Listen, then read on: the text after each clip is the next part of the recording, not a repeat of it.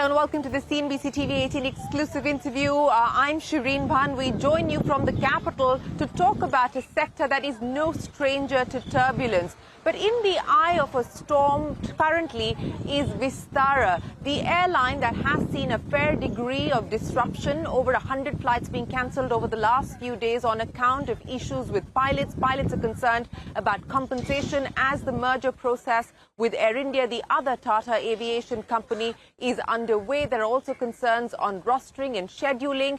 Letters have been written to Tata Group Chairman N. Chandrasekaran by pilots associations getting the Tata Group to address some of these concerns. There was a town hall just 24 hours ago where the Vistara CEO did try to take on board concerns that pilots had raised. To understand what the flight path looks like going forward, joining me now on the CNBC TV18 exclusive interview is the CEO of Vistara, Vinod Kannan. Mr. Kannan, always a pleasure. Many thanks for joining us here on CNBC TV18. To start with, what is the current level in terms of disruption? How much have you had to rationalize operations? You do about 300 to 350 flights every day. What is the current quantum that you're flying? Thank you, Shereen, firstly, for having me. And before I start off, I want to apologize to all our customers who were affected quite badly over the weekend. It's definitely not Vistara is known for, and we hope that we will bounce back, and we are bouncing back. So to give you an idea, yes, we used to operate about 350 flights a day. We are shy of that by about 5%. So we are short by about 20 flights or so every day. But these flights have been cancelled mainly to provide a little bit more buffer. And it's not for any other reasons other than that. So, Vinod, let's understand what has led to this crisis at Vistara. Why have pilots chosen to go on sick leave en masse? How many pilots have actually come to the management raising concerns over compensation? Let's break this down. How much of this is compensation related? How much of it is related to scheduling and rostering issues? What is at the heart of this current crisis? So, Shereen, I just have to, again, state this unequivocally. The reason why we had this whole situation over the weekend, let me break it down for you. We've been growing pretty rapidly. Over the last month, we've taken delivery of 3 or so additional aircraft. And what happens is every month we come up with rosters to crew these flights for pilots and cabin crew. We did have a roster for the month of March as well, but unfortunately it was quite stretched, which basically meant that we did not have enough buffer or enough resilience in the network. And what also happened was through the month of March, we had a few operational disruptions. For example, we had bird strikes, we had some aircraft down for maintenance, and we also had some ATC delays. Now, when such things happen, it affects the rosters of the pilots, and the rosters get broken up. And since we did not have enough buffer or standby, we were not able to crew the flights fast enough. And then it started snowballing because we had to wait for the next set of crew to come in, and so on and so forth. So the point that you made about sick leave and pilots calling in sick, I have to say that actually towards the end of the financial year in March, sick leave for us usually goes up because that's the end of the year. And that is a normal trend. We had planned for that. Maybe it was slightly higher than that, but that was not the main reason why this happened. I think on a planning level, we should have done better. We were a lot more aggressive, perhaps, than we should have been. And I also want to state that actually, when we were going through this crisis over the last weekend, we had to reach out to some of our pilots. I'm interrupting you just to get clarity on what you've said, Vinod.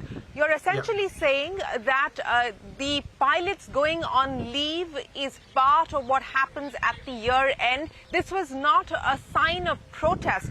Some degree may have been, but pilots going on sick leave was something that the management had already factored in, but clearly not planned as effectively as it ought to have. So this was not a mark of protest. Is that what you're saying? Yes, what I'm saying is that there is, we are aware that there's certain, feedback and certain concerns, whether it's with rostering or whether it's with contracts, and I'll come to that later. But I think fundamentally for us, we should have planned better, and my team takes responsibility for this. It's a situation that should and could have been avoided. And as I said, there are pilots who stepped in fact, who canceled their leave and came in to operate some of these flights, and I'm grateful for that. But at the end of the day, I think this was something that should have been managed better. The amount of sick leave that is being mentioned in various media reports, I again have to clarify that it's nowhere significantly higher than what usually happens during this part of the year.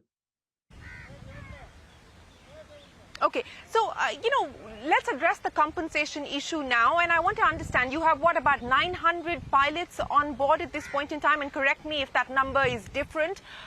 What is the percentage of pilots who are unhappy with the change in compensation on account of the merger process with Air India? What is the size of the problem that we're talking about? So we have about 1,000 pilots. It's just slightly higher than what you said. From what we see and what we've kind of looked at, we believe that majority of the pilots, as long as they fly the same number of hours as they're flying now, will be better off in the new contract. Having said that, I know that it's not about averages. It's not about medians. We have to talk about each and every pilot, and each and every staff matters. And therefore, we know that there are certain sets of pilots who perhaps have some apprehension and some concerns, and we are aware of this. We've actually reached out to these pilots. In fact, as you said, I had a town hall with them as well. It's not the first time we're doing this. We've done it before, even during the transition to the new contract. We continue to do this. We will hear out, and we have been hearing out their concerns, and we are working to see what we can do to, make this better. So it's an ongoing process. There are certain sections of pilots who have raised concerns. I also have to say that there are different levels of pilots, from senior commanders to first officers and junior first officers. So across various areas, depending on how much each pilot flies, there's different kind of impact, which is what we are working out now. And we'll be in touch with the pilots to get back to them and answer their questions. So, when you talk about the fact that there is an acknowledgement of the issue, and you're trying to address the problem. So what are the options that you're considering? Because the challenge is that you're moving now from 70 hours of guaranteed pay down to 40 hours, which is what has caused some consternation with certain sections of the pilot community at Vistara. So how do you address that? What are you likely to change, if anything at all? Because there have been, letters by the HR department at Vistara that have gone public, where essentially you're telling pilots that, look, either you accept these contracts or there's no recourse for you. Is that the way forward? So just to clarify again, the questions or the communication that you're talking about was essentially to clarify that if pilots do not sign up to the new contract, they will not be transitioned into it, and therefore into the merged entity. But let's go back to the question that you're asking. There are few sets of concerns, or I would say two broad sets of concerns that pilots have had. One is around rostering, around scheduling, and about how they operate their flights. And on this aspect, rostering is something that is always quite contentious.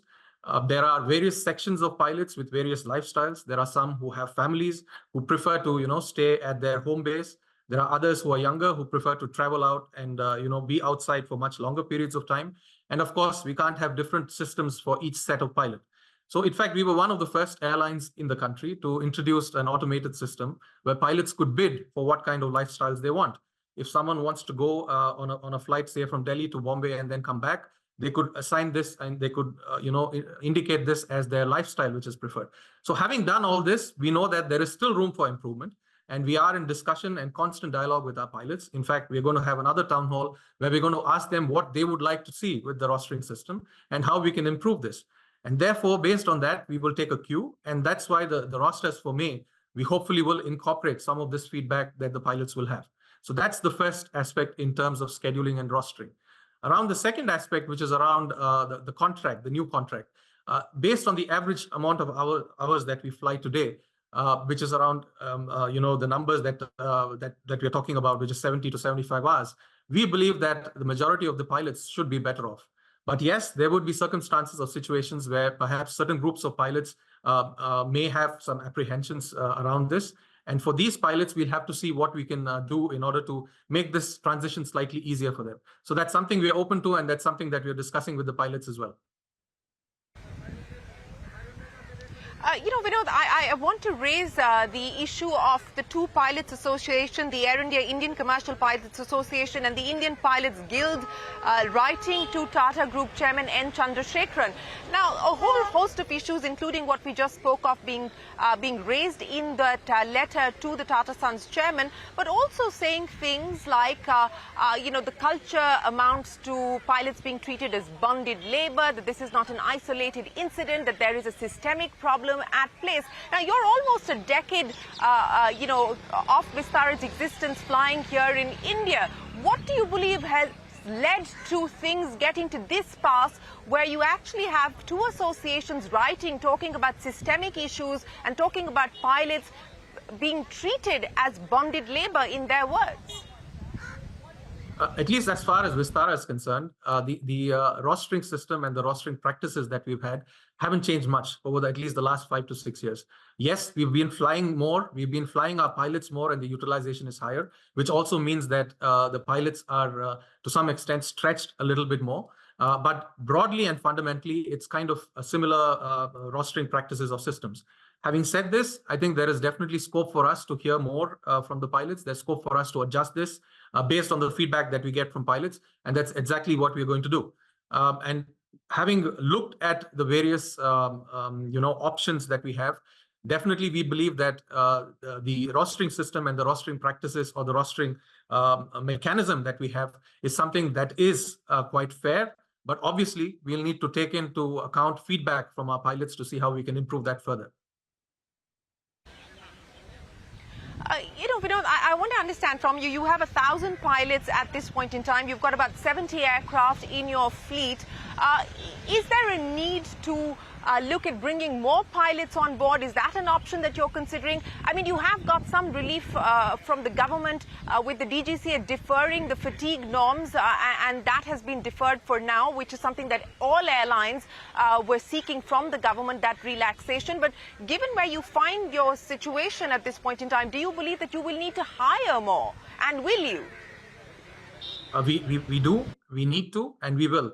So it's an ongoing process. We are looking to hire more pilots. We are also looking to train more pilots who are there in the system.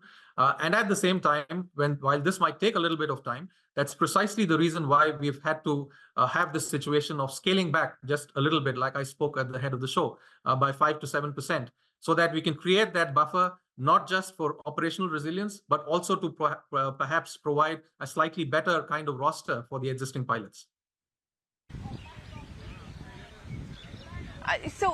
Again, I just want to understand this curtailing of operations that you just explained to us you've had to do to try and provide some buffer within the system at this point. How long is this likely to continue? When do you believe you'll be able to go back to full capacity and normal operations? How long do you expect the disruptions to last?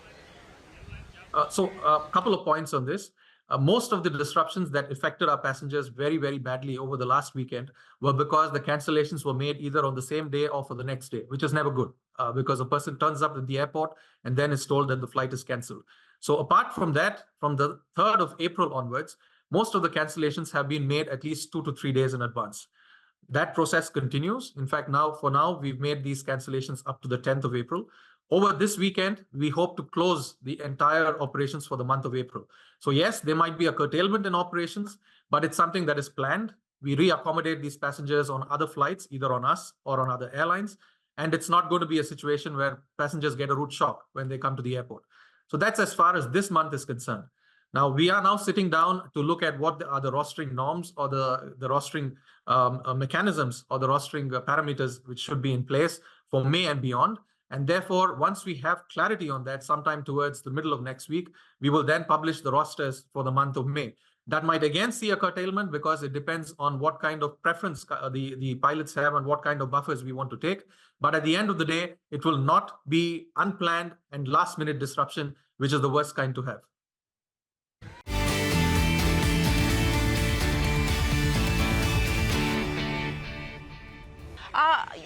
What has been the quantum of flights that you've had to cancel altogether since the start of this crisis?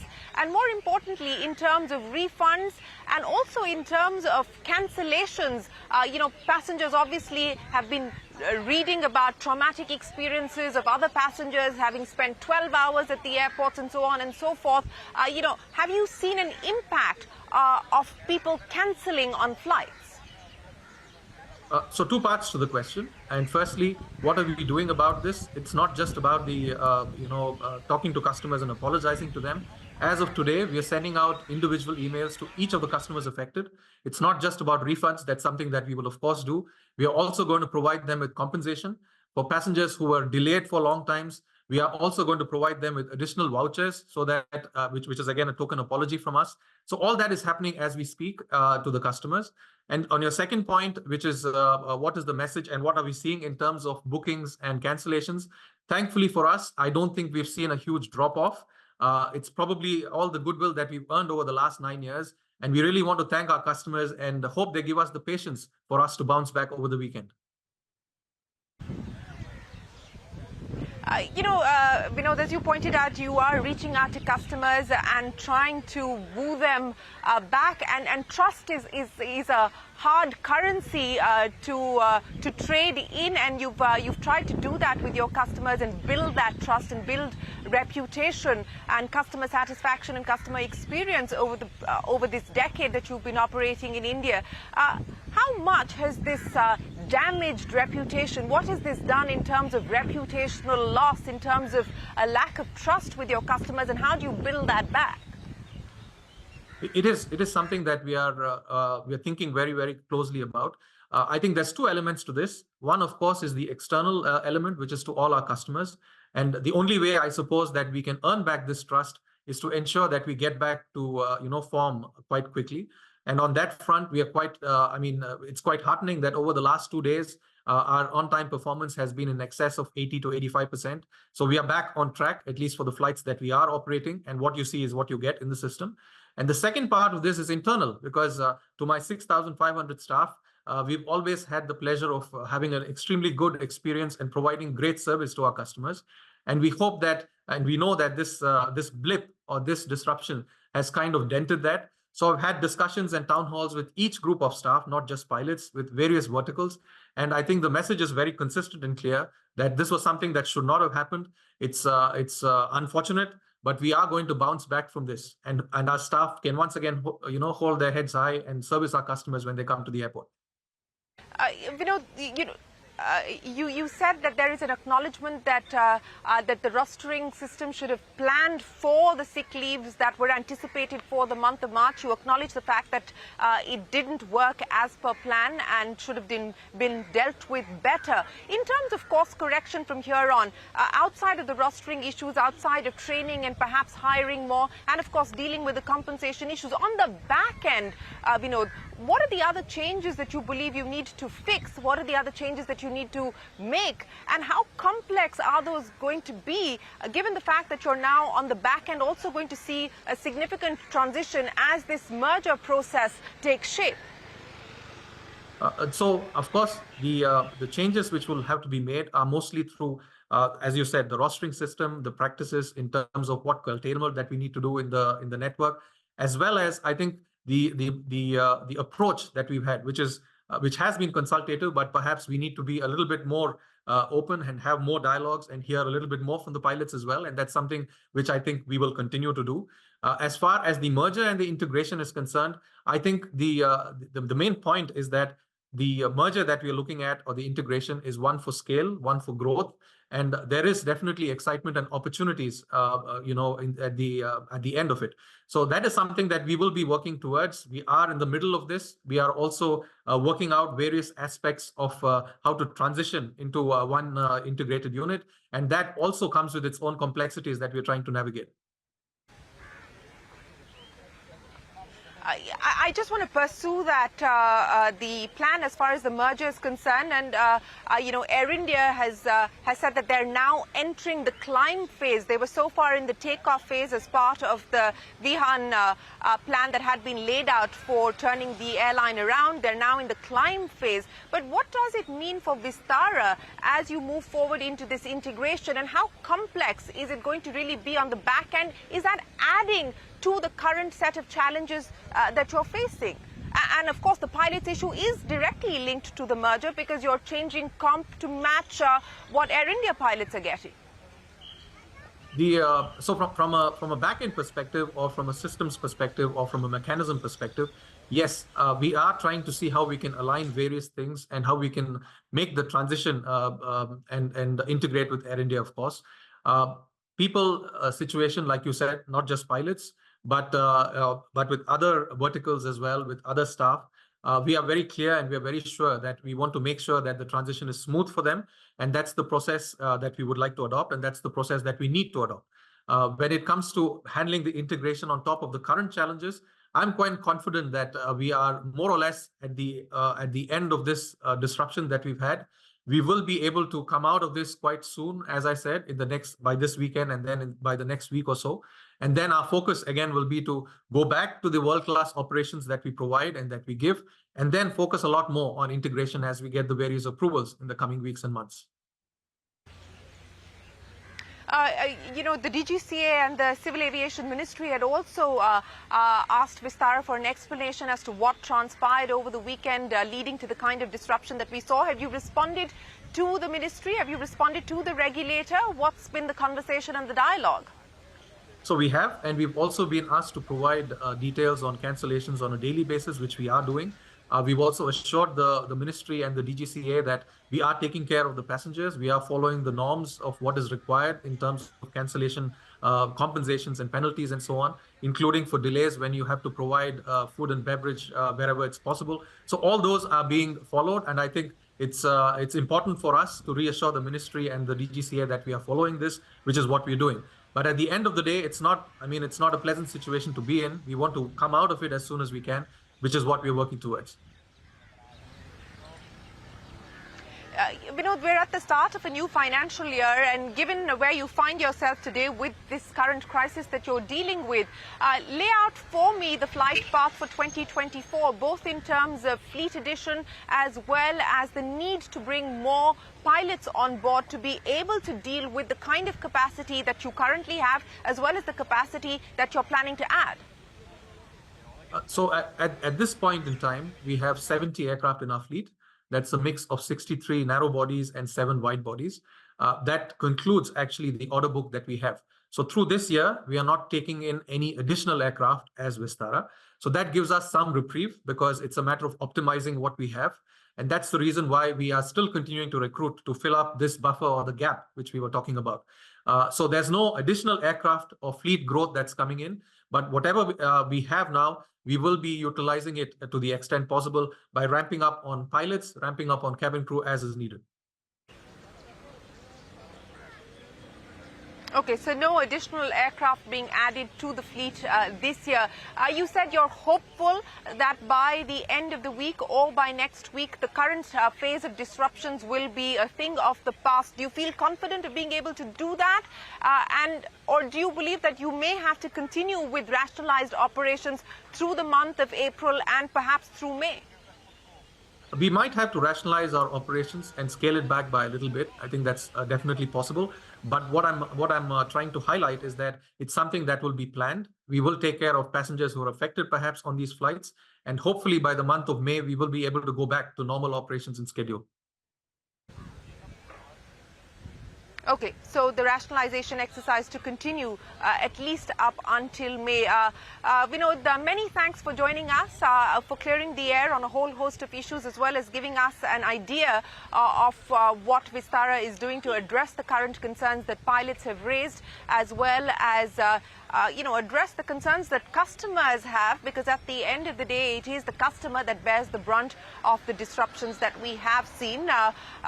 Thank you for joining us and acknowledging where the problems are, but more importantly, what the course correction looks like on the road ahead. Appreciate your time. We will take a break here on the CNBC-TV18 Newsmaker and come back with plenty more. Stay tuned.